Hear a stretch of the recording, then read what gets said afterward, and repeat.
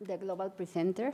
However, some of the talks will be in Spanish because we are in Mexico and they speak Spanish fluently. But we have simultaneous translation, and if we are going too fast, which is what usually occurs to us, you can always say, please slow down a little bit. And of course, I would like you to be to participate as much as you can, because this is the whole idea of this course. First of all, I'm Alejandra González Duarte. I'm from Mexico. This is the hospital where I work, and I really enjoy being here. And I'm very, very glad to have you all here from all these different places. It's amazing for me to see that one group of diseases called amyloidosis can group us from very different places in a common interest. And I'm sure you'll have a very nice time now. And I will start with a few slides, just talking about why are we making a course of amyloidosis, despite it's very different the way it's treated or it's diagnosed, and there are different specialties that will go into each disease. Why are we doing one only conference for this group of diseases? And I have to tell you that this is a very, very new thing, and this is very important for me. We all know that the proteins must fold, and in order to fold and have the normal conformation, they will function normally. However, the misfolding of these proteins may get them to have different states that will eventually cause diseases in some patients. Particularly, this will become fibrils, and the fibrils will deposit, and they will damage some tissues. That's why,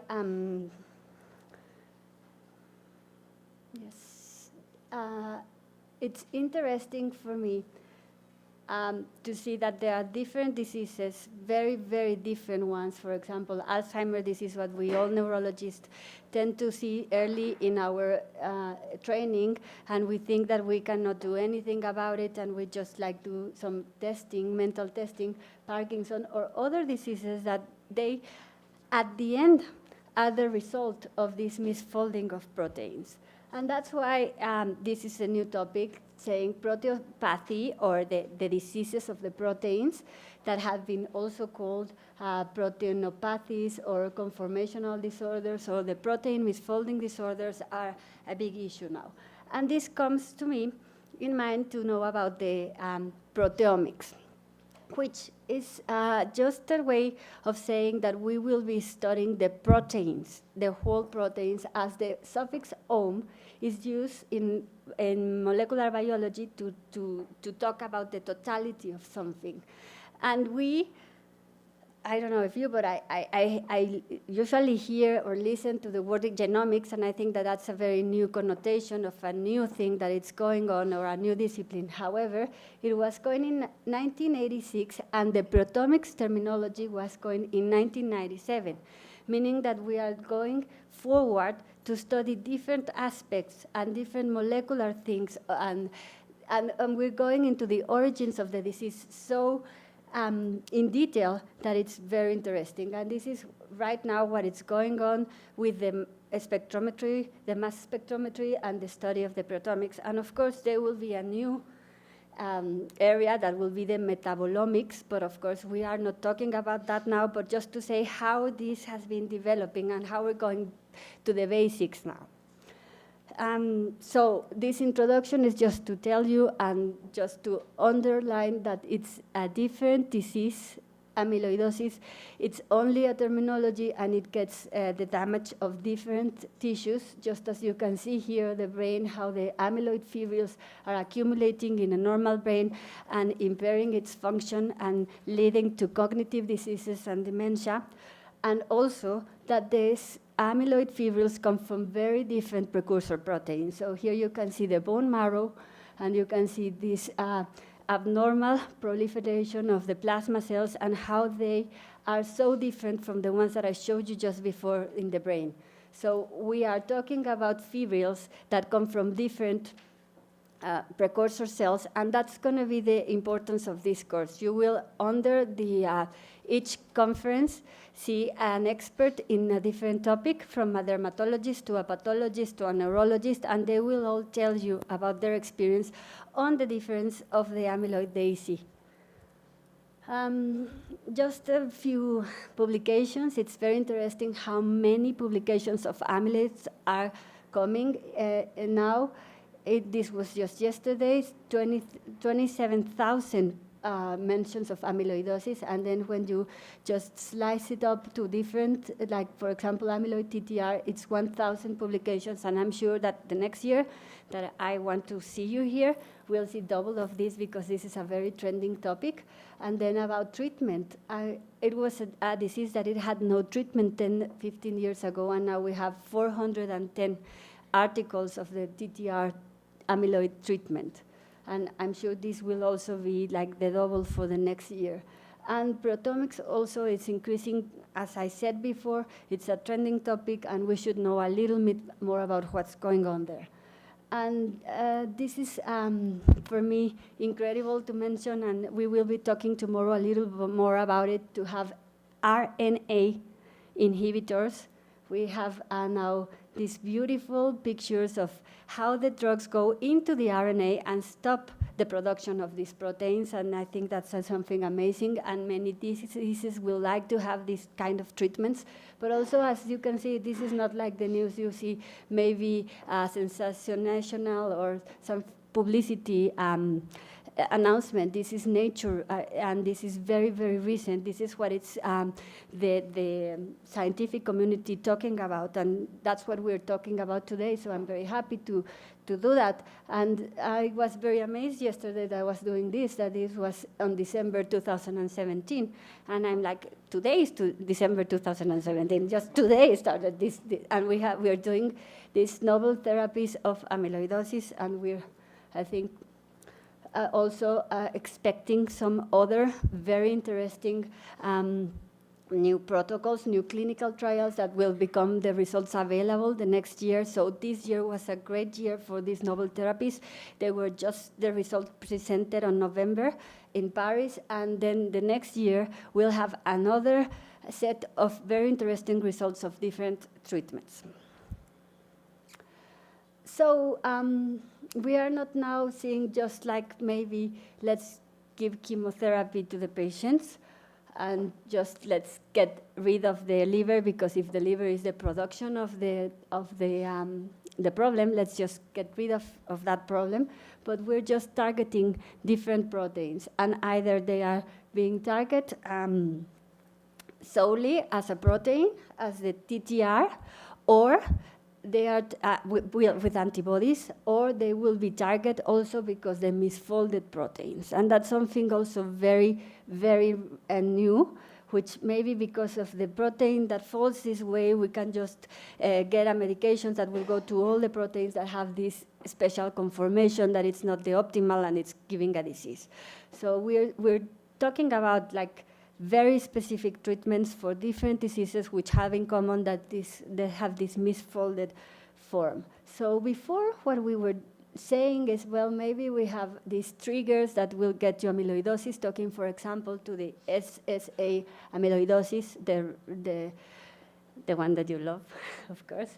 And maybe it's rheumatoid arthritis or tuberculosis, but these treatments are going so well. We have so many immune treatments or so many antibiotics for these infections that we are not seeing those as the triggers anymore. What we're seeing now is that the molecular biology is getting these genes that will get predisposed patients to have these autoinflammatory syndromes that are hereditary.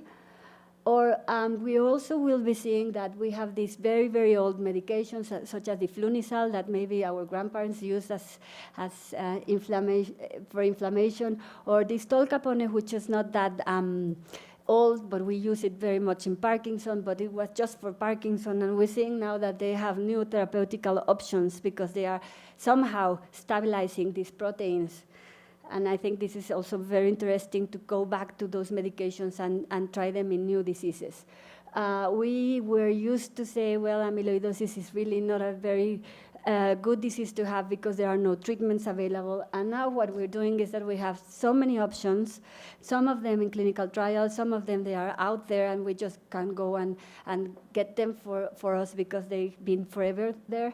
And also, and I think that's the most important thing, we have medications for this very rare disease with such novel, innovative mechanisms of actions that it's incredible. And we would like to have those treatments for other diseases. So this is also like an example of different kinds of treatments that are going to be out there for us. Even if we are not doing amyloid all the time, we'll have like cancer or other stuff that will be treated the same way. So if we understand what we're doing with these proteomics and going from the protein to the manifestations to the treatment, we will have a very nice panorama of how the diseases are going. And then, of course, we thought that most of these diseases were untreatable, relentlessly mortal, progressive, and now we're doing that maybe most of them get either stable or some of them will be actually curable depending on which amyloid we're talking about and which treatment, and of course, how early we can make the diagnosis to the patient. So with that, I have to finish this with a little joke so we can just have fun in this meeting. It's a two-day meeting. You know, I don't know if some of you know this program, House, but he always says that everything is amyloid, always. And what we're doing now is just playing House. We're trying to know at each point of time which is the amyloid that we are looking for and what we have to do for that specific disease. I think that maybe most of you will say, well, I'm a neurologist, I'm not really interested in the skin, or I'm not interested in the hematology. But I think if you invest these 2 days into going very deeply into what they are trying to say, and all of these doctors, and maybe you can see them that they are very young, some of us, we are not that young, but we all do amyloid very often. We all see these cases, and that's why I chose every one of them, because they know exactly what they are talking about, but because they are not reading it only, they are seeing the patients in their clinics every time.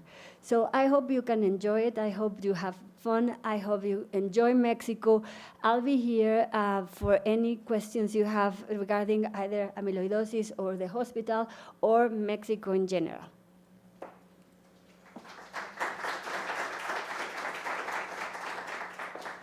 Our next presenter is Dr. Deborah Martinez Baños. She's an hematologist.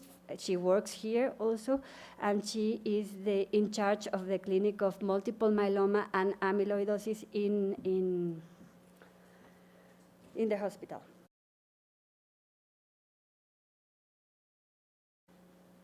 Buenos días.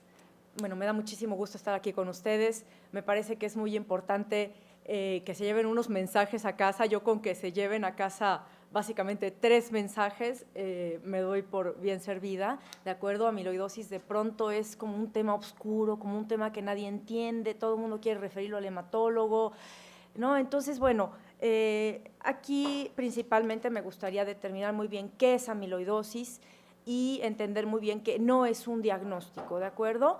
Agradezco, por supuesto, a la doctora González Huerta el haberme invitado a pasar esta mañana con ustedes. Bueno, estos son mis disclosures. Entonces, vamos a hablar de consideraciones generales de amiloidosis, definiciones, nomenclatura, manifestaciones clínicas principales y clasificación. Entonces, la amiloidosis es un grupo de enfermedades raras causadas por el depósito extracelular anormal de proteínas que se han doblado de forma anormal y se depositan entonces en este tejido extracelular. Estas proteínas fibrilares son insolubles. Las proteínas tienen una conformación anormal beta que genera daño tisular. Ok, en 1639 fue la primera descripción de pacientes que tenían síndromes compatibles con amiloidosis. Y posteriormente, en 1854, Virchow fue el que acuñó el nombre de amiloidosis a un depósito extracelular amorfo. Después, en 1992, describió la tinción de rojo Congo, ¿no? Que estos depósitos amorfos se teñían con rojo Congo. Más adelante, en 1927, Dibry y Fortling describieron la tinción bajo luz, la tinción verde, que esta tinción se veía como un verde manzana, ¿de acuerdo? Birefringente verde manzana bajo luz polarizada. En 1968, Ince y Glenner describen la estructura amiloide con esta conformación laminar beta plegada, y finalmente en el 70 Glenner es quien hace la primera secuenciación de una proteína que formó amiloide, que específicamente en ese caso se trataba de una proteína de una cadena ligera de la inmunoglobulina. Entonces, tenemos el doblamiento normal de las proteínas en su forma primaria, estructura primaria, con la cadena de aminoácidos. Después tenemos la estructura secundaria, en donde se forman los puentes de hidrógeno en enlaces peptídicos, y se puede disponer en una forma alfa o en una forma beta plegada. Y en la estructura terciaria, la proteína se pliega sobre sí misma, se forman puentes de disulfuro en la cisteína, y también hay otro cambio conformacional en donde los aminoácidos no polares se disponen en la parte interna de la proteína y los polares en la externa. Entonces, ¿qué es lo que sucede en amiloide, en una proteína con potencial capacidad de formar amiloide? Bueno, existen cambios conformacionales que resultan en una configuración antiparalela beta plegada y forma fibrillas amiloides. Aquí tenemos cómo se vería una proteína nativa o una proteína original, y aquí una proteína en estado amiloide. La proteína nativa es soluble, la proteína amiloide es no soluble. Entonces, existen 31 proteínas descritas en humanos que tienen la capacidad de formar amiloide, y existe un comité de amiloidosis para hacer la nomenclatura de las diferentes proteínas amiloides. Se encontró o se reconoció la necesidad, en los 70 se reconoció la necesidad de hacer un comité que dictara las normas de cómo llamar estas proteínas y cómo se iba a hacer la división. Entonces se reúne con X periodicidad este comité, y les voy a presentar una tabla en donde muestra los lineamientos de la clasificación de acuerdo a esta nomenclatura. Entonces, la primera letra siempre es la letra A mayúscula, que viene de proteína fibrilar amiloide, ¿de acuerdo? La segunda proteína ya habla de la proteína precursora, de dónde se origina la proteína que está formando el amiloide, o puede ser una forma abreviada, y lo vamos a ver. Por ejemplo, amiloidosis de cadenas ligeras es AL amiloidosis, A de amiloidosis, L de ligera, ¿de acuerdo? Y ahora vamos a ver algunos otros ejemplos. Ahora, en cuanto a mutaciones específicas, bueno, pues ahí existen diferentes formas de poner o decir. Podemos decirlo como así, ATTRB B30M, o por ejemplo, de acuerdo al grupo de trabajo de mutaciones genéticas, la forma adecuada de nombrar a esta proteína sería TTRB50M, o por ejemplo, si los genetistas lo que recomiendan es que si la proteína ya fue secuenciada, se ponga de esta manera, ¿no? Y se haya detectado el cambio por secuenciación, se ponga el aminoácido, pero con sus 3 letras y la posición en medio de los dos. Bueno, aquí está el cuadro en donde nos describe los diferentes tipos de proteínas. No nos vamos a detener a revisar cada uno de estos, obviamente, pero bueno, vamos a ver algunos ejemplos. Por ejemplo, el de hasta arriba es AL amiloidosis, vemos AL, en donde la proteína precursora es la cadena ligera de la inmunoglobulina. La siguiente columna dice si puede ser sistémica y o localizada, en cuyo caso ambas lugares. adquirida o hereditaria, que también en esta forma está de las dos, y en la última columna los órganos blancos a los que puede afectar. Por ejemplo, otro ejemplo, en la segunda es ay Dios mío, AH, que sería de la inmunoglobulina, la cadena pesada de la inmunoglobulina. La tercera sería amiloidosis, o sea, el precursor es el amiloide A sérico, que esta se desarrolla o se presenta como reactiva, reactivo a un estado inflamatorio crónico, puede ser diabetes, puede ser alguna artropatía autoinmune, puede ser Crohn, etcétera. Y aquí tenemos la ATTR, ¿no? A de amiloide y TTR de la proteína que lo origina. Ahora, ¿cuáles son los subtipos más comunes? Bueno, en primer lugar, la amiloidosis asociada a cadenas ligeras, que vemos que hasta 78% de los casos puede corresponder a este grupo, entonces, pues sin duda sería una de las primeras que tendríamos que investigar dirigidamente, ¿ok? A menos que existiera un antecedente familiar ya conocido o que fuera una región con alta frecuencia de mutaciones. Después tenemos la TTR con una frecuencia de 7%, que bueno, por supuesto sabemos que es hereditaria. Después tenemos la amiloidosis que antes se llamaba senil, es la forma de amiloidosis TTR, pero no es la forma mutada, sino la forma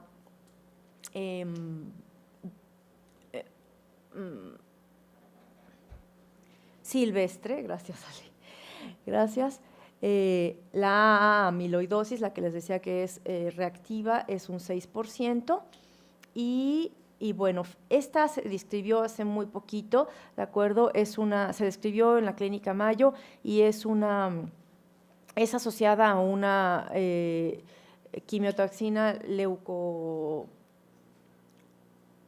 leucocítica, y se ha descrito hasta en 3% en los Estados Unidos y mayoritariamente se ha descrito en población latina. Entonces, ¿qué hacemos cuando sospechamos amiloidosis? Bueno, el paciente viene con algún síndrome que sugiere o que podría explicarse por amiloidosis, llámese neuropatía periférica, diarrea crónica, algún síntoma, bueno, algún signo como macroglosia o signo del hombro, ¿de acuerdo?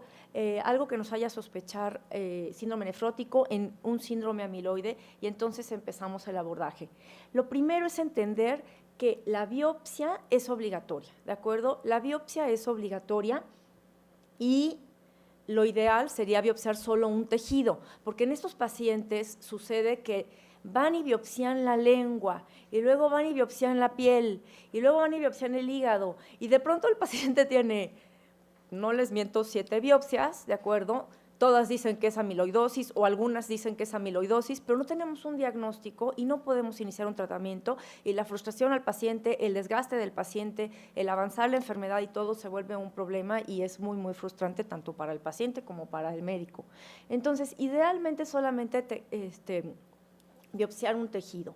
Ahora, si no queremos ir a biopsiar el tejido involucrado, y bueno, ¿por qué? Pues porque esto puede ser miocardio, ¿de acuerdo? Y no queremos ir a biopsiarlo, puede ser riñón o puede ser hígado, en cuyo caso, si el hígado está infiltrado por amiloide, es un hígado que tiene alto riesgo de sangrado, ¿de acuerdo? El paciente puede tener una hemorragia masiva fatal.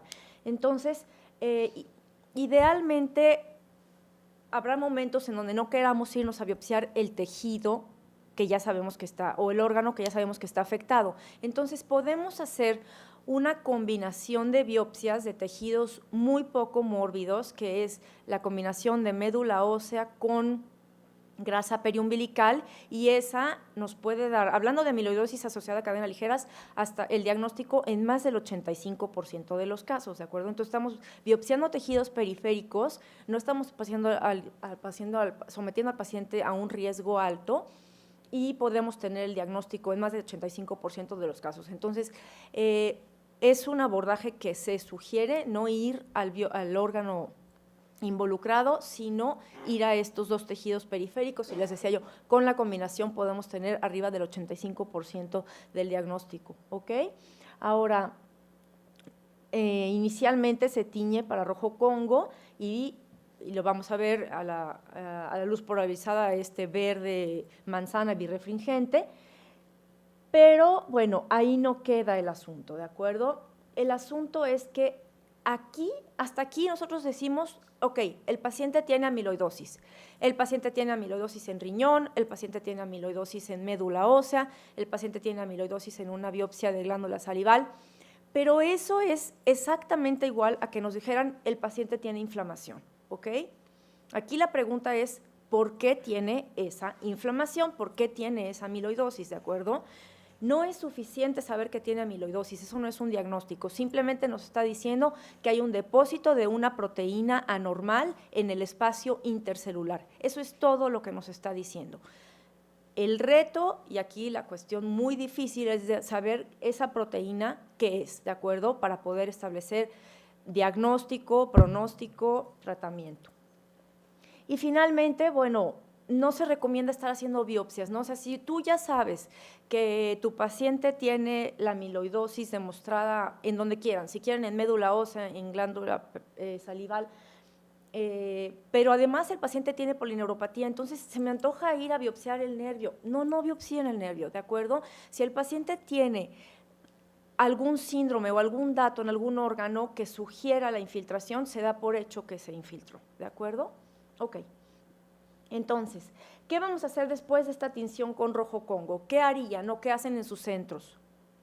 Tenemos un rojo Congo positivo en la biopsia que quieran. ¿Qué hacemos después?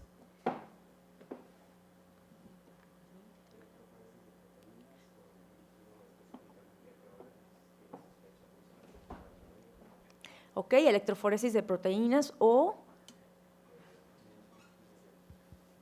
inmunofijación, ok, esa es una buena idea. ¿Alguna otra idea? Espectrometría de masas, muy bien. Bueno, vamos por partes. La espectrometría de masas es el gold estándar para determinar qué tipo de amiloide se trata, ¿de acuerdo? Ahora, esta desafortunadamente no la tenemos disponible en muchísimos lugares, ¿de acuerdo? Nos tenemos muchos que conformar con la inmunistoquímica, ¿ok? Y la inmunistoquímica desafortunadamente es muy mala para decirnos qué tipo de proteína es. Específicamente para cadenas ligeras kappa y lambda es muy poco sensible y específica. Entonces, pues tenemos ahí que echar mano de en dónde estemos trabajando y qué herramientas tenemos, ¿de acuerdo? La búsqueda de la proteína monoclonal sin duda es esencial, ¿de acuerdo? La tenemos que buscar tanto por electroforesis como por inmunofijación, como por cuantificación de cadenas ligeras libres en suero. Muy bien. Entonces, aquí está la espectrometría de masas. Lo que se hace es que en el tejido que se encontró rojo Congo positivo, en esas secciones con rojo Congo positivo se hace una microdisección, después se hace una desnaturalización de las proteínas por medio de calor, se rompen los puentes cruzados que se formaron como producto de la fijación con formalina y se reducen a puentes cis de cisteína, se digieren las proteínas a péptidos por medio de tripsina y entonces ya tenemos aquí una mezcla de tripsina, de péptidos que la cromatografía líquida lo que nos va a permitir es separar estos péptidos y finalmente poder realizar la espectrometría de masas. La espectrometría de masas nos va a permitir caracterizar la molécula de acuerdo a su masa. Entonces, este resultado lo que hace es que se mete a un sistema computarizado y se hace una búsqueda en bases de datos de proteínas ya secuenciadas para hacer un match, ¿de acuerdo?, de este resultado de mi proteína que en mi paciente está causando el amiloide, cuál es la proteína que ya se ha descrito y que está secuenciada. Y nos da finalmente un valor, o nos dice, bueno, tu proteína es esta o se parece a esta, y finalmente podemos dar un diagnóstico, en este caso ATTR. Entonces, este es el estándar de oro para determinar el tipo de proteína que nos está produciendo el amiloide. Ahora, la biopsia de médula ósea, bueno, vamos a ver aquí este material color magenta, aquí se ve con rojo Congo positivo y aquí lo vemos en la birefringencia bajo luz polarizada. En cuanto a biopsia de músculo rectal, aquí vemos en estas glándulas cómo se tiñe para rojo Congo positivo y la birefringencia, que en este caso se ve como amarilla. Esta es la electroforesis de proteínas. Recordemos que la electroforesis de proteínas es un estudio que nos permite separar proteínas, ¿de acuerdo? De acuerdo a peso y carga molecular. Entonces, se hace en un gel, se separa ya sea el suero o la orina concentrada y nos separa las proteínas. Entonces, siempre al principio en la electroforesis de suero vamos a tener un pico monoclonal. Bueno, este gel se mete a un lector óptico que nos da esta gráfica. Entonces, siempre la primera banda que vemos, que es una banda muy bien delineada, muy oscura, que inicia y termina en un lugar que podemos delimitar perfectamente, nos va a dar este pico primero, que es la albúmina, y después vienen otras regiones de la inmunoglobulina, de la electroforesis hasta que tenemos en la región gamma. En este caso no es normal, lo normal sería verlo bastante plano. Aquí tenemos una elevación de globulinas, pero es policlonal, ¿de acuerdo? Vamos a ver el ejemplo de lo monoclonal en la que sigue. Aquí vemos que al final del gel nuevamente tenemos una banda muy, muy negrita, muy bien definida en dónde empieza, dónde termina, y el lector óptico nos lo grafica así, ¿de acuerdo? Una base muy estrecha y un pico muy alto. Y entonces esto es un pico monoclonal en la región gamma. Ok, entonces sabemos que hay un pico monoclonal. Ahora la siguiente pregunta es ¿de qué tipo es? Y eso nos lo contesta la inmunofijación. En la inmunofijación lo que sucede es que en el primer pocito corremos una electroforesis normal y en el resto de los pocitos, el suero, la orina, con anticuerpos monoclonales para IgG, para IgA, para IgM, para kappa y para lambda. Entonces, en este caso, vean que en donde está la banda monoclonal, aquí arriba del gel, también vemos una banda monoclonal en el canal que pusimos anticuerpo monoclonal contra IgG y contra kappa. Entonces, esta sería una inmunofijación de proteínas en suero positiva para una banda monoclonal IgG-kappa, ¿ok? Hay casos en donde, esta es la estructura de la inmunoglobulina, recordemos que se conforma por 2 cadenas pesadas y 2 cadenas ligeras, y entonces hay enfermedades que son puramente de cadenas ligeras, como la amiloidosis asociada a cadenas ligeras. En ese caso, en la inmunofijación, en los carriles de las cadenas pesadas no veríamos nada, y aquí en lambda vemos una banda monoclonal muy bien delimitada. Entonces, en cuanto a clasificación, primaria y secundaria, olvídenlo, eso no lo usen, ¿ok? Incluso esta nomenclatura que les presenté, este comité de nomenclaturas, dice que por favor no se utilice, es confuso, no nos habla del origen, no lo utilicen, ¿de acuerdo? No hay que utilizarlo.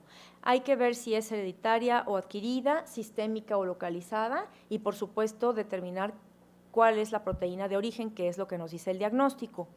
Adicionalmente, tendría yo que mencionarles que en esta clasificación de la nomenclatura no se incluyen, se explica que hay proteínas con capacidad de formar amiloide que se depositan dentro de las dentro de las células, y estas generalmente se describen en ciertas enfermedades neurológicas.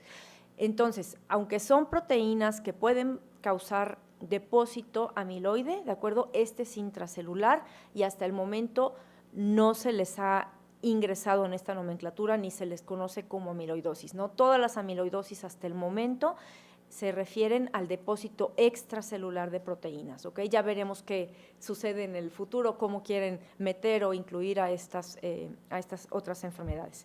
Y como conclusiones, amiloidosis es un término genérico para síndromes causados por depósito de proteínas mal formadas. No es un diagnóstico, siempre acuérdense, es como si me dijeras inflamación, ¿ok? No es un diagnóstico, y el diagnóstico es un verdadero reto. ¿Por qué? Porque desafortunadamente no tenemos todas las herramientas en todos los lugares para saber concretamente qué tipo de amiloide es, y con una certeza muy alta, que sería echar mano de un espectrómetro de masas. No sé si tengan alguna duda de este tema.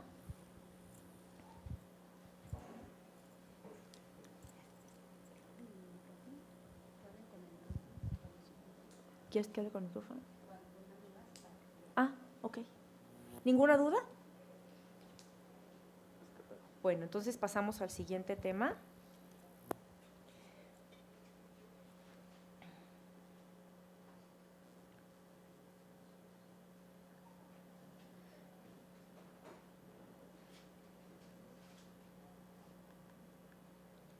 Ok.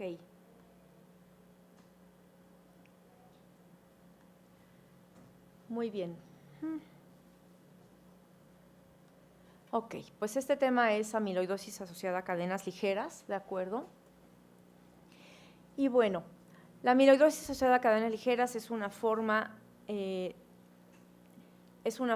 amiloidosis en donde la cadena, bueno, la proteína, el origen de la proteína, el origen de la proteína que está mal formada y depositada es producida por células plasmáticas clonales y corresponde a cadenas ligeras. ¿Qué son células plasmáticas clonales? Bueno, son células plasmáticas que son una familia de células plasmáticas, ¿ok? Todo empezó con una célula plasmática normal que por alguna razón tuvo una mutación, tuvo una deleción, algo sucedió con esta célula y se descompuso, ¿de acuerdo?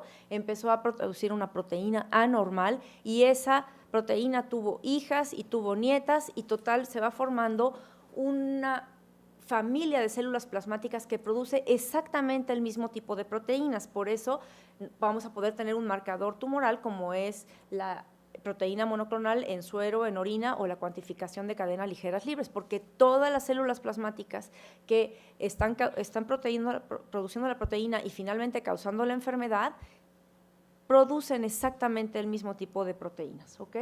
Es el tipo más frecuente de amiloidosis, como lo vimos, hasta 78% de los casos. Bueno, en esta enfermedad, la clona o la familia de células plasmáticas es baja, es decir, la carga tumoral es baja, ¿de acuerdo?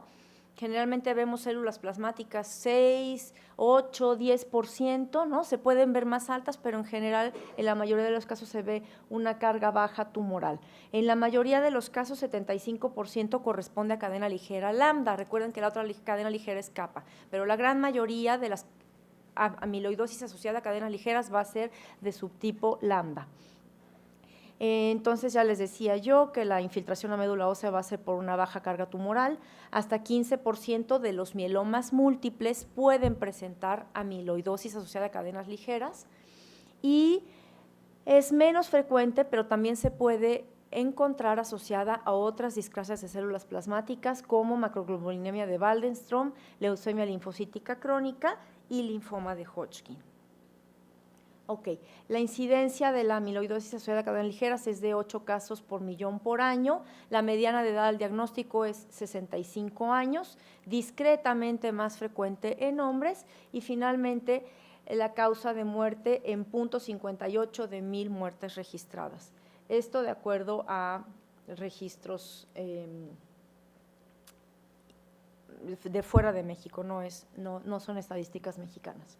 Y bueno, ¿no? La célula de origen, la célula que produce esta célula plasmática, esta proteína mal formada, son células plasmáticas y vemos que puede infiltrar un gran número de órganos. En realidad, en la amiloidosis asociada a cadenas ligeras, el único órgano que no se ha descrito como infiltrado es el sistema nervioso central. Corazón hasta 74%, riñón hasta 65%, hígado y tejidos blandos 17%, sistema nervioso autónomo y periférico 14 y 15% y gastrointestinal en un 8%. Aquí arriba vemos una curva de supervivencia global de diferentes etapas, ¿no? A lo largo del tiempo y vemos la curva más baja es entre el 84 y el 94, como la supervivencia de los pacientes, la mediana era muy baja, menor a los 2 años, ¿de acuerdo? Y esta última, bueno, a más de 48 meses, esta mediana de supervivencia no había sido alcanzada. Y esto tiene que ver con diferentes cuestiones, diferentes tratamientos y sobre todo selección de pacientes para recibir cada tipo de tratamiento. El involucro cardíaco se ve hasta en el 70% de los pacientes. El involucro cardíaco es la principal causa de morbilidad y mortalidad en los pacientes. La falla cardíaca congestiva se manifiesta de forma temprana y es rápidamente progresiva. Los síntomas que el paciente puede tener son disnea, edema periférico, distensión de la vena yugular, ascitis, hepatomegalia y síncope. Y existen biomarcadores muy, muy útiles para determinar qué tanto está afectado el riñón y sobre todo para establecer pronóstico. Hay escalas de pronóstico en amiloidosis basadas principalmente en biomarcadores, el ProBNP, el NT-proBNP y la troponina T principalmente. En cuanto al riñón, no se ve un sedimento activo, el ecocardiograma muestra riñones grandes, incremento en la ecogenicidad y prominencia de las pirámides. Por tomografía se puede ver un incremento en el medio de contraste. La resonancia magnética puede mostrar que están grandes los riñones y áreas hipodensas, en áreas afectadas, áreas hipodensas en la secuencia T2, y finalmente, bueno, pues la biopsia es algo deseable. Aquí vemos una biopsia, vemos el glomérulo, de acuerdo, en la tinción H&E, pues podemos ver que aquí de pronto hay unos depósitos magenta, ¿de acuerdo?, que en el cristal violeta se ven aquí bajo luz polarizada con este verde birrefringente, y finalmente, como es riñón, esto es una inmunofluorescencia positiva para cadena ligera lambda, ¿de acuerdo? En riñón tenemos la ventaja de que se puede hacer inmunofluorescencia y es más sensible y específica que la inmunistoquímica. En cuanto a hígado, bueno, 16% de los pacientes tienen afección en este órgano. Lo podemos ver como distensión abdominal, saciedad temprana, pérdida de peso y alteraciones en coagulación. Y los criterios para sospechar que está el riñón, el hígado infiltrado son hepatomegalia por arriba de 15 centímetros sin que haya un compromiso de insuficiencia cardíaca importante, o fosfatasa alcalina por arriba de 1.5 veces su límite superior normal. Podemos ver elevada la GGT, los tiempos de coagulación, TP y TPT activado, disminución de los factores 10 de coagulación. El ultrasonido pues no muestra ningún dato claro, la ecogenicidad se ve heterogénea y el hígado se puede ver grande. La tomografía también nos puede decir que hay se encuentra grande el hígado, y en la resonancia se pueden ver un realce a nivel de T1. El FibroScan nos puede decir que el hígado se encuentra rígido, y finalmente la biopsia idealmente habría que prescindir de ella, porque les decía yo que la biopsia hepática, si está infiltrado el hígado, tiene un alto riesgo de muerte, incluso de hemorragia fatal, ¿no? Gastrointestinal, 5-8% de los pacientes. Esto sí se puede ver de muchas maneras, de acuerdo a si está más infiltrado, tubo digestivo alto, bajo o ambos, diarrea, constipación, pérdida de peso, sangrado y malabsorción. En la endoscopía se puede ver dilatación del esófago, disminución de peristaltismo. Los pacientes pueden estar con unos abdómenes súper distendidos, muy molestos, es muy difícil a veces lograr una evacuación, o a veces el paciente tiene diarreas terribles que lo llevan a desnutrición. Es muy, muy difícil el manejo del paciente con infiltración gastrointestinal. Los estudios de bario nos pueden decir que hay retención de la comida, obstrucción pilórica o la mucosa estar engrosada. La tomografía puede mostrarnos que la pared del estómago o del intestino esté agrandada, y finalmente también se puede hacer biopsia a este nivel. Ahora, en cuanto a involucro en tejidos blandos, bueno, la macroglosia es como muy famosa porque es muy aparatosa. Ahora vamos a ver una foto, se puede ver hasta en el 10% de los casos. Pueden tener los pacientes apnea obstructiva del sueño.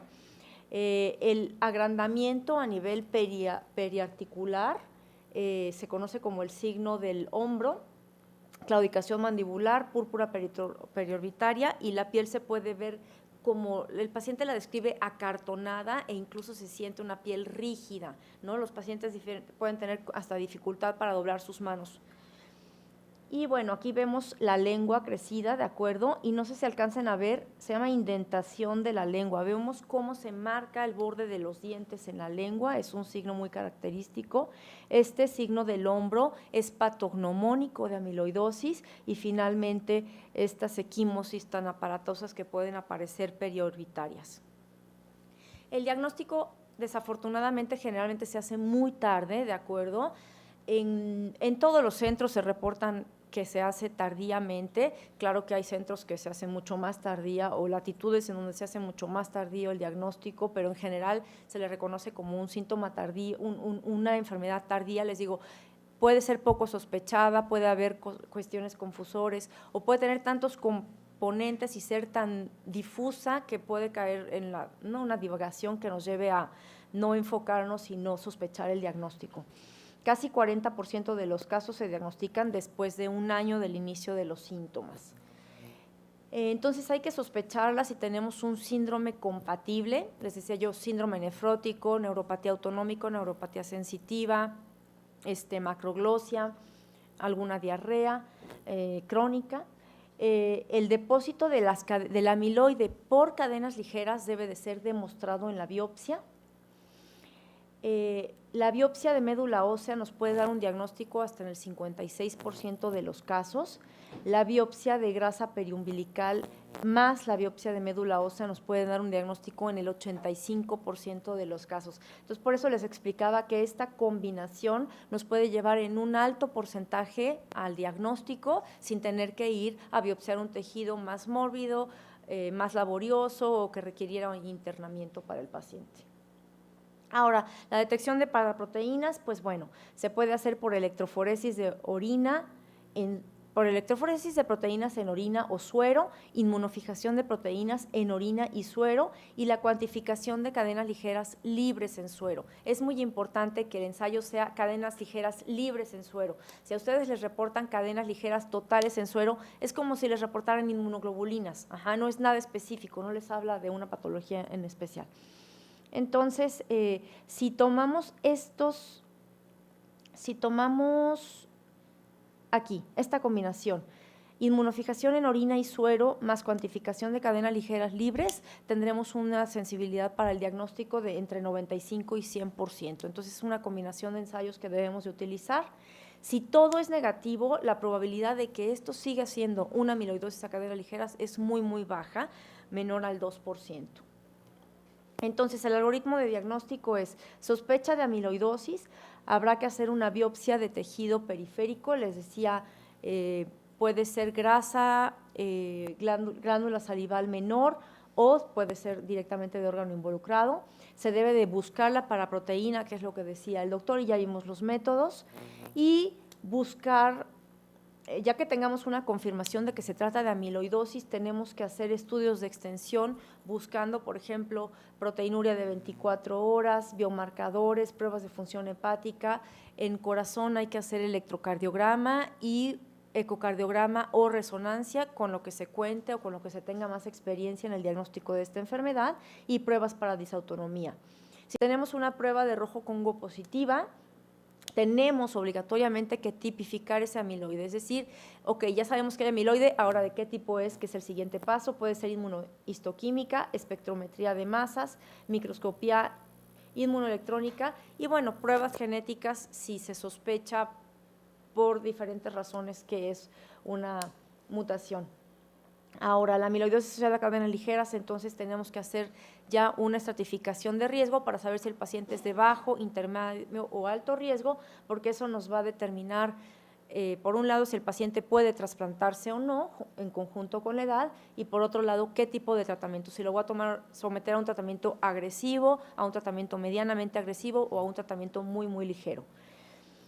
Y finalmente, si la tinción para rojo Congo es negativo y mi sospecha es alta, debo de repetir la biopsia, pero en otro tejido, ¿de acuerdo? No hay que ir a biopsiar el mismo tejido si no sale negativo. Si no sale negativo, tenemos que ir a buscar otro tejido.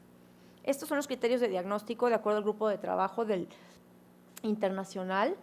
Tenemos un síndrome amiloide, tenemos que tener una tinción positiva para rojo Congo en tejido, o la observación microscópica de las fibrillas amiloides y confirmar que este amiloide sea por cadenas ligeras, ¿de acuerdo? Lo cual se logra con espectrometría de masas, y les decía, en bajo rendimiento inmunohistoquímica.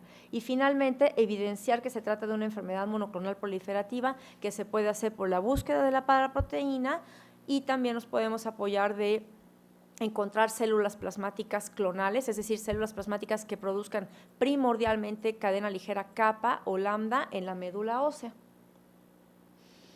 Y bueno, con todos estos criterios, un 2 o 3% no cumplirán con estos criterios.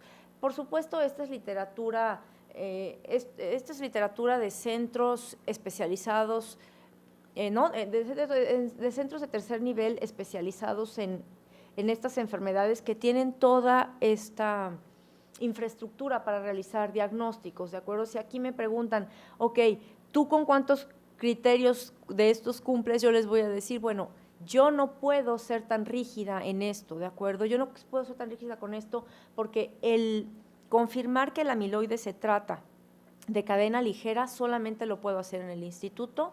La única técnica que tenemos es inmunistoquímica y su rendimiento es muy malo.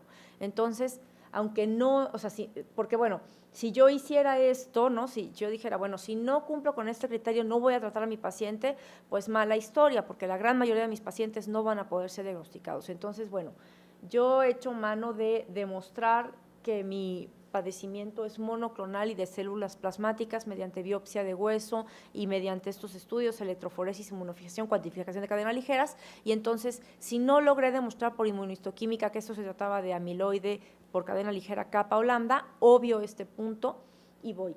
Y bueno, no sé cuántos de ustedes tengan acceso a la espectrometría de masas, pero seguramente algunos estarán en la misma situación de no tener a mano la espectrometría de masas.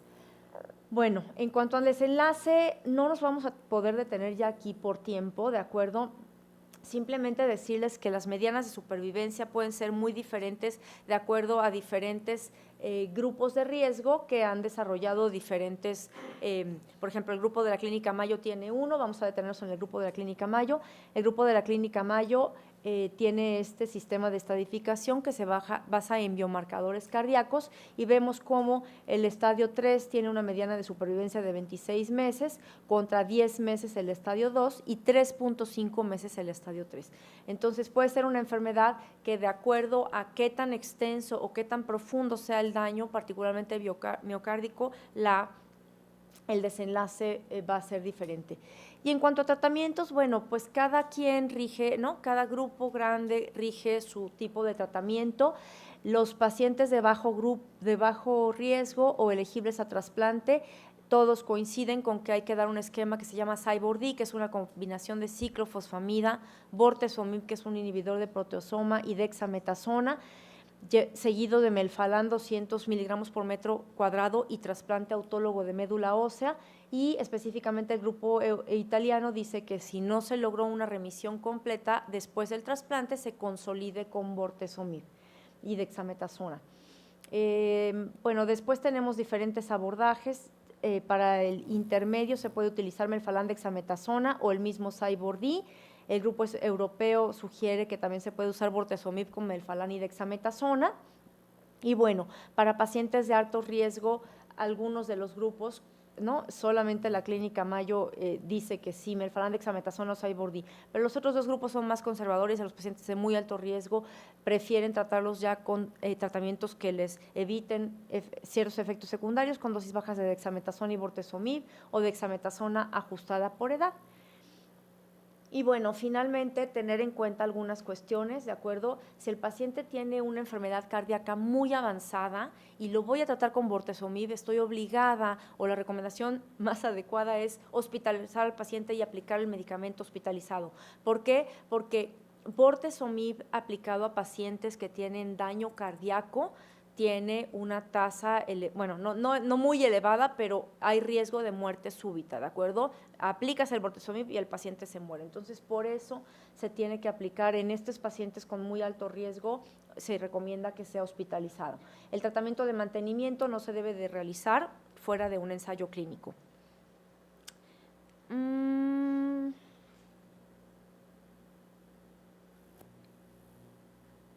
Ok.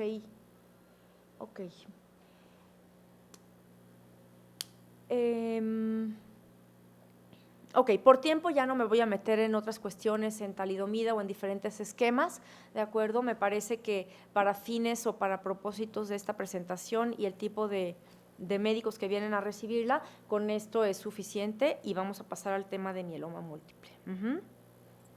Bueno, entonces el mieloma múltiple es una enfermedad que, pues todo el mundo, en cuanto a gamopatías monoclonales, todo el mundo la que conoce o la que identifica más rápido es mieloma múltiple, ¿de acuerdo? Es como la enfermedad madre y es la más frecuente, es la más conocida, es en la que la mayoría de los tratamientos se trata, ¿no? Se experimenta inicialmente en mieloma múltiple y después vienen otras discrasias de células plasmáticas como amiloidosis asociada a cadenas ligeras o POEMS o plasmocitoma solitario, etcétera, que ya derivan los tratamientos de lo experimentado inicialmente en mieloma múltiple.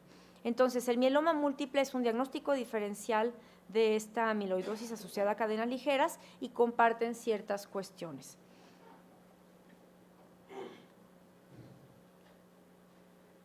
Ay, se me hizo muy grande y no puedo verlo de abajo. A ver, así. Ahí está. Ok. Ok, entonces el mieloma múltiple es una neoplasia de células plasmáticas que se puede caracterizar por una sola o la combinación de los siguientes diferentes rubros: anemia, la presencia de una proteína monoclonal en suero o en orina, biopsia de hueso anormal y dolor óseo, hipercalcemia e insuficiencia renal. En Estados Unidos es la segunda causa de neoplasia hematológica. La mediana de edad al diagnóstico es de 71 años y la mediana de supervivencia desde el diagnóstico era 3 a 5 años, ¿de acuerdo? A partir de, pues les puedo decir, 2000 a la fecha, esta mediana de supervivencia ha incrementado.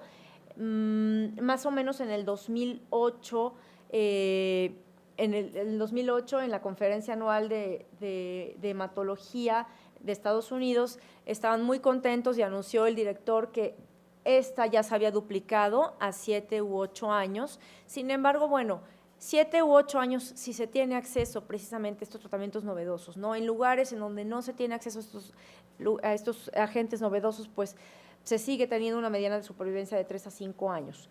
Es más frecuente en población afroamericana, duplica a la frecuencia en caucásicos y discretamente más frecuente en hombres. En México, bueno, lo que tenemos es que se reportan 53,000 defunciones por cáncer al año, más o menos la mitad hombre y mujer, y en los hombres el 1.1% de estos fallecimientos por cáncer se debió a mieloma múltiple. Mieloma múltiple destacó como una de las principales 20 causas de mortalidad por tumores malignos en hombres, y de acuerdo a cómo es el registro, como se registran los datos, es la tercera entidad hematológica en frecuencia. Este es un esquema hipotético de cómo se da el mieloma múltiple o cómo se llega al mieloma múltiple. Tenemos una célula plasmática normal que algún estímulo, no se sabe cuál, aquí ponemos infección en signos de interrogación, inflamación en signos de interrogación, en realidad no se sabe qué es lo que hace que la célula plasmática tenga una inestabilidad genómica que predisponga a translocaciones de lesiones y se forme una célula plasmática anormal que tenga hijas y nietas y bisnietas, y entonces se forme una familia de proteínas, una familia de células plasmáticas anormal que produzca exactamente el mismo tipo de proteína. Se agregan otras cuestiones como aumento en la angiogénesis, aumento en la resorción ósea, disminución en la fabricación de hueso, mutaciones secundarias en KRAS, NRAS, de metilación del P16, etcétera, translocaciones secundarias, y finalmente se llega al mieloma. Esta es una casuística de la clínica Mayo, en donde siguieron a los pacientes con gamapatía monoclonal de significado incierto. Aquí me voy a regresar. Ok, esta clona inicialmente no está causando enfermedad y se le llama gamapatía monoclonal de significado incierto, ¿ok? Cuando una persona tiene gamapatía monoclonal de significado incierto, tiene 1% por año, y esto es acumulativo, de desarrollar ciertas enfermedades. Entre las enfermedades que a lo largo de la vida de una paciente o de un paciente que se le diagnosticó gamapatía monoclonal de significado incierto, puede desarrollar las siguientes enfermedades. 62% quedaron como gamapatía monoclonal de significado incierto cuando cortaron el estudio. Un 15% tenían mieloma múltiple activo, es decir, mieloma múltiple que necesitaba tratamiento, 10% amiloidosis asociadas a cadenas ligeras, 2.5% otras enfermedades linfoproliferativas, mieloma múltiple larvado o mieloma múltiple indolente o que no requiere tratamiento, 3.5% de los casos, plasmocitoma solitario, 1.5% de los casos, Waldenstrom 3% y otros 2.5%. Estos son los criterios de diagnóstico de mieloma múltiple sintomático. Teníamos criterios tradicionales y en el 2014 se desarrollaron estos criterios en los cuales no vamos a ahondar. Sin embargo, lo que se hizo en estos criterios fue utilizar métodos de detección que pudieran decirnos que más tempranamente existía la enfermedad, ¿de acuerdo? Para que yo vea lesiones líticas en la serie ósea metastásica, yo tengo que tener ya una disminución de densidad ósea de un 30%, ¿de acuerdo? O sea, una enfermedad ya muy avanzada y con un riesgo de fractura muy, muy alto, ¿de acuerdo? Si yo incorporo tomografía o PET, como se sugiere en esta nueva clasificación, voy a detectar casos mucho más tempranamente, ¿ok? Entonces, en esta nueva clasificación, lo que se hizo, además de establecer y determinar más finamente lo que se llama daño a órgano blanco en cuanto a hipercalcemia, en cuanto a insuficiencia renal, anemia y las lesiones óseas, también se agregaron biomarcadores que se sabe que van a llevar muy rápido a una progresión de la enfermedad. Entonces, por un lado, estamos con los rubros que nos determinan daño a órgano blanco y por otro lado la presencia de biomarcadores que nos hablan de una enfermedad que va a progresar rápidamente, como células plasmáticas clonales en médula ósea de 60% o más, la presencia de cadenas ligeras libres con una relación de involucrada o no involucrada igual o mayor a 100 y más de una lesión focal en resonancia magnética. Manifestaciones clínicas, bueno, fatiga en 82% de los casos, infección y hemorragia un 13% de los casos, pérdida de peso en un 24% de los casos, hipercalcemia hasta 30%, dolor óseo espontáneo, que puede ser un dolor óseo generalizado o el paciente puede percibir dolor costal, dolor en espalda o específicamente dolor lumbar, hasta en un 66% de los casos. La fiebre por neoplasia es muy, muy poco frecuente, vean cómo es solo un 1% y la presencia de amiloidosis 15%. La fiebre por mieloma, por actividad del mieloma, es muy, muy rara. En cambio, las infecciones en mieloma son súper, súper frecuentes. Si yo tengo un paciente con mieloma que tiene fiebre, tengo que descartar mediante todos los métodos infección, ¿de acuerdo? No debo de asumir que esto es actividad de la enfermedad. Anemia, hasta en el 73% de los casos, es una anemia normocítica normocrómica y vemos que viene acompañada del fenómeno de Rouleau, que es esta disposición en monedas apiladas de los eritrocitos. Ok, el fenómeno de Rouleau no es patognomónico de mieloma, ¿de acuerdo? El fenómeno de Rouleau lo vamos a ver en cualquier patología que me eleve inmunoglobulinas, ¿de acuerdo? Cualquier proceso inflamatorio e infeccioso me puede dar fenómeno de Rouleau. Aquí hay una célula plasmática en sangre periférica y vemos aquí la morfología de las células plasmáticas, que son células plasmáticas, son las más bonitas células de todos, pero además son las células muy fáciles de distinguir, son células con núcleo excéntrico, citoplasma basófilo. Alrededor del núcleo tenemos un halo perinuclear más claro que corresponde al aparato de Golgi y puede tener vacuolas en su citoplasma. Ok, aquí hay otro ejemplo de electroforesis, ¿de acuerdo? En azul tenemos una electroforesis en suero normal, en donde tenemos nuestro pico de albúmina y aquí en la región gamma lo vemos planito, ¿de acuerdo? En cambio, en amarillo vemos que en la última sección de la electroforesis, es decir, en la sección gamma, vemos cómo hay un incremento con una morfología de base muy angosta y muy, muy ancho. Los libros lo describen como pico de torre de iglesia, ¿ok? Esto es un pico monoclonal y nos habla de que hay una familia de células plasmáticas anormal produciendo exactamente el mismo tipo de proteína y es nuestro marcador tumoral. Aquí vemos las lesiones líticas, en cráneo se describen como lesiones en sacabocado. Les decía yo que para ver esto ya tenemos que tener un 30% de disminución de mineralización ósea. Aquí vemos también las lesiones líticas en húmero y aquí vemos una fractura de fémur. Bueno, este es un aspirado de médula ósea que prácticamente está todo sustituido por células plasmáticas, aquí las identificamos, núcleo excéntrico, citoplasma basófilo, halo perinuclear claro. La enfermedad renal se da en un 25% de los casos con una creatinina mayor a 2, es más frecuente si se trata de cadenas ligeras, si tenemos factores como hipercalcemia, deshidratación, hiperuricemia y el uso de nefrotóxicos. Se imaginarán que con esta historia del paciente que le duele la espalda, que le duelen las vértebras, que se siente muy mal, el uso de nefrotóxicos es algo muy, muy frecuente y puede dar la insuficiencia renal o empeorar la insuficiencia renal que ya tenía por el mieloma. El daño tubular se da por pérdida de proteínas de las cadenas ligeras y la lesión patológica es la presencia de las cadenas ligeras monoclonales en los túbulos en forma de cilindros tubulares densos. Esta es la clasificación más viejita, es la clasificación de Dury-Salmon. Esta se desarrolló en el 75 y se desarrolló en base a la carga tumoral contra diferentes rubros clínicos como hemoglobina, como lesión ósea, como nivel de inmunoglobulinas, ¿de acuerdo? Entonces, la menos avanzada es el estadio 1, la más avanzada es el estadio 3 y finalmente, si tiene una creatinina por arriba de 2 al diagnóstico, se subdivide en B. Se sigue utilizando, ¿de acuerdo?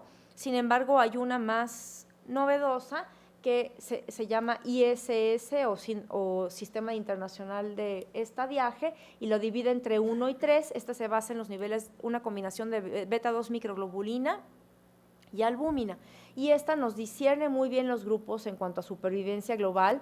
El nivel 3, que es el más avanzado, la mediana de supervivencia será de 29 meses contra 44 meses el estadio intermedio y 62 meses el estadio 1. La historia natural de la enfermedad, bueno, se caracteriza por exacerbaciones y remisiones, ¿de acuerdo? Se caracteriza por, hipotéticamente, siempre existe esta condición de la gamapatía monoclonal antes, ¿no? La gamapatía monoclonal de significado incierto antes del desarrollo de mieloma múltiple propiamente. Hipotéticamente siempre sucede. Y después viene ya el mieloma activo con síntomas, con datos que nos indican que tenemos que iniciar tratamiento, damos el tratamiento de primera línea, responde a la quimioterapia y llega a un periodo de remisión en donde se queda algún tiempo, ¿de acuerdo?, sin necesidad de un tratamiento activo contra mieloma y de pronto sucede la primera recaída, nueva quimioterapia y nuevo tiempo sin quimioterapia y una siguiente recaída hasta que la enfermedad se puede ya salir de tratamiento y ser refractaria al mismo. Este es un esquema clásico de cómo se comporta la enfermedad y escucharon que hay periodos en donde el paciente ya no requiere tratamiento. Actualmente eso ha cambiado de forma radical. Actualmente existen tratamientos de mantenimiento en donde, pues, hipotéticamente, en este momento que ya no recibe tratamiento, sí recibe algún tratamiento de mantenimiento o puede recibirlo, que consiste generalmente en una sola droga y con efectos secundarios bastante limitados. Y bueno, esta es la historia natural de la enfermedad. Cada periodo de remisión dura menos, ¿no? Es decir, la segunda remisión durará menos que mi primera remisión, ¿de acuerdo? Este es un sistema de clasificación de la Clínica Mayo. Si el mieloma múltiple tiene ciertas alteraciones en el cariotipo o ciertas características en el FISH, vamos a tener un pronóstico estándar o un pronóstico de alto riesgo. Existe una clasificación más nueva de la Clínica Mayo de MSMART que la divide en 3 grupos. Yo particularmente no la utilizo porque esa clasificación más novedosa está basada en pacientes que reciben tratamientos más novedosos que no es la mayoría de mi población, ¿de acuerdo? Entonces yo sigo utilizando destacar nada más que por cariotipo si se ve de lesión del 13 o hipodiploidía es de alto riesgo, de mal pronóstico, si por FISH se detecta de lesión del 17P, translocación 414 o 1416 también lo es, y el riesgo estándar corresponde al 75% de los pacientes. Aquí en el cariotipo podemos ver hiperdiploidía y en cuanto a FISH podemos ver translocaciones 11-14 o 6-14. En cuanto a supervivencia global, esta es una curva que nos diseca la supervivencia global de los pacientes en diferentes periodos. La curva o las curvas más bajas van del 71 al 88, ¿de acuerdo? Y vemos que después empieza a separarse esta curvita y finalmente tenemos esta que es 2001 a 2006. El uso del trasplante autólogo de médula ósea con melfalán 200 miligramos como acondicionamiento y el uso de talidomida.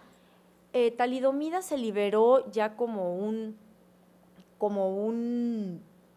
fármaco abierto a la población alrededor del 2001, ¿de acuerdo? Y el trasplante fue un poquito previo. Entonces, tanto la primera curva como la segunda curva, y particularmente ya la segunda, nos habla de talidomida, y después el segundo fármaco novedoso que surgió después de talidomida fue bortezomib, que es el inhibidor del protosoma del que les hablaba después.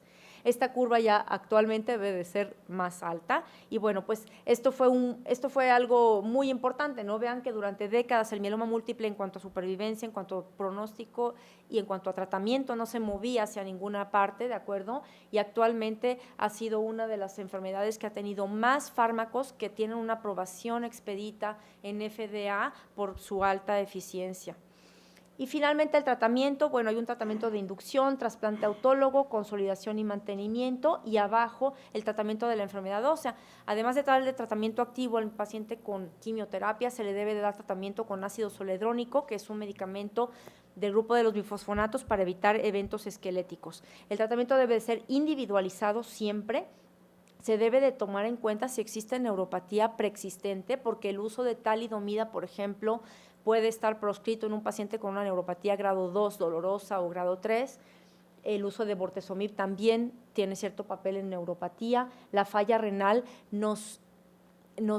es una urgencia para empezar y nos invita de forma muy importante a utilizar inhibidor de protosoma, ¿de acuerdo? Si tengo falla renal, mi paciente va a tener un muchísimo mejor desenlace renal si yo lo trato con bortezomib.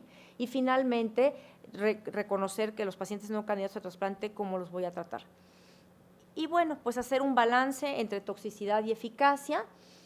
En esta ya no me voy a detener, nada más tomar en cuenta que los pacientes que son tratados con talidomida o los fármacos que vienen después de la talidomida derivados de la misma, que son lenalidomida y pomalidomida, son agentes que en mieloma múltiple predisponen a trombosis. Entonces, si voy a utilizar a un agente de estos en un paciente con mieloma múltiple, tengo que definir, de acuerdo a ciertos factores propios del paciente o de la enfermedad, si lo voy a anticoagular o le voy a dar profilaxis con aspirina únicamente, pero no puedo no hacer nada.